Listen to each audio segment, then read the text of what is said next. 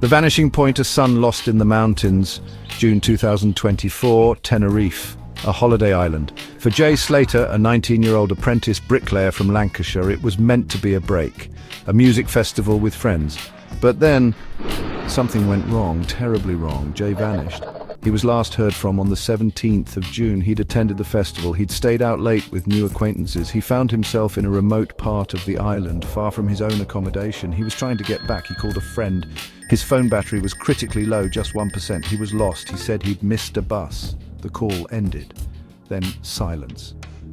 A deafening, terrifying silence for his mother, Debbie Duncan, back in the UK. Jay was a sensible lad, hard-working, not the type to just disappear without a word. His friends raised the alarm. The search began. Family and friends flew out to Tenerife, a desperate hope fueling their every step. They joined local authorities and volunteers.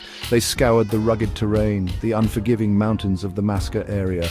Days turned into weeks. Each sunrise brought a sliver of hope, each sunset a deeper dread. Snapchat videos emerged, fragments of Jay's last known hours. He was in a car, then in the mountains.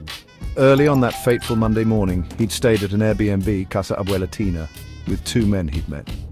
He reportedly left their accommodation on foot. The search was relentless. Theories began to surface. Some suspected foul play. There were whispers of a possible abduction. Others speculated that Jay might have had a confrontation with someone. His friends were questioned extensively, but no clear answers emerged. Despite the relentless search efforts, the mystery deepened. Jay's family held vigils, clinging to hope amidst growing fears. The media coverage intensified, with theories and speculations running rampant. Authorities urged the public to come forward with any information. The search for Jay Slater continued, driven by love, hope, and the desperate need for answers. The discovery of Jay's body brought a horrifying certainty, but it didn't bring peace. For Debbie Duncan, the grief was unimaginable, a raw, gaping wound. But intertwined with that grief was a burning frustration. So many questions remained unanswered. The official investigation by the Spanish authorities felt opaque, slow. Debbie craved information, clarity. She needed to know what happened to her son in those final, desperate hours. Was he truly alone? Did anyone see him? Could more have been done? The inquest into Jay's death eventually took place at Preston Coroner's Court, nearly a year later. For Debbie, this was a crucial step.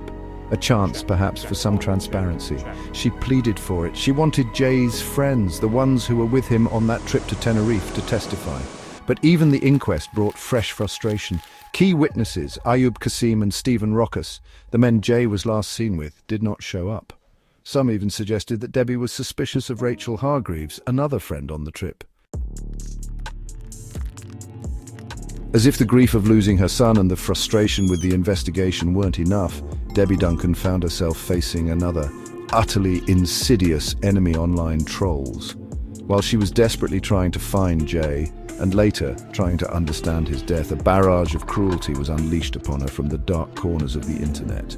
Sickening fake photos, vile, hateful messages, wild, unfounded conspiracy theories. It was a relentless assault targeting a mother at her most vulnerable.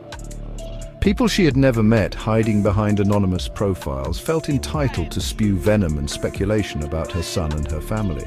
The conspiracy theories were particularly painful. Accusations flew. Amidst the maelstrom of grief, investigation, frustrations, and relentless online abuse, Debbie Duncan found a fierce determination. Her primary mission became twofold: to uncover the full truth behind Jay's death and to protect his memory.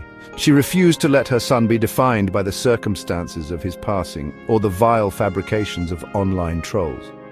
Jay was more than a headline, more than a statistic, more than a victim of an unfortunate accident or the subject of lurid speculation. He was her son, a young man with a future, a personality, a life that mattered deeply to those who knew and loved him. Debbie consistently described Jay as a lovely, funny, and hard-working individual. He was, she said, full of life and personality. These weren't just the words of a grieving mother.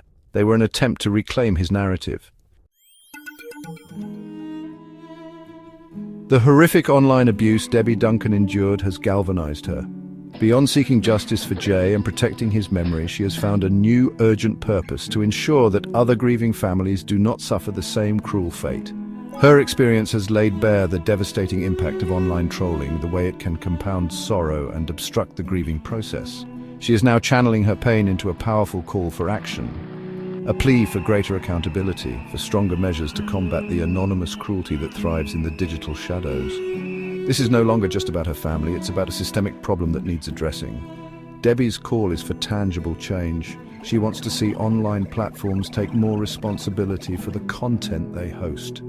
She wants law enforcement to have better tools and a greater willingness to pursue those who engage in such malicious campaigns of harassment and defamation.